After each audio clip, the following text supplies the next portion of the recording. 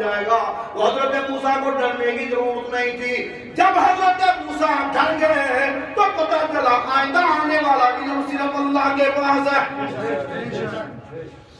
جب آئندہ آنے والا علم صرف اللہ کے پاس ہے لوگوں, وہ علام الغیوب اکیلا اللہ. تبھی تو قرآن بڑے ہی زیادہ دعوے کے ساتھ اعلان کر کے کہتا ہے قُلْ لَا يَعْلَمُ مَنْ فِي السَّمَاوَاتِ وَالْأَرْضِ الْغَيْبَ إِلَّا اللَّهُ. تبھی تو قرآن اتنے زوردار انداز سے بتاتا ہے لا يعلم من في السماوات والارض الغیب الا اللہ. زمین و آسمان میں جتنی چیزیں پوشیدہ ہیں جاننے والا کون ہے؟ صرف ایک اللہ.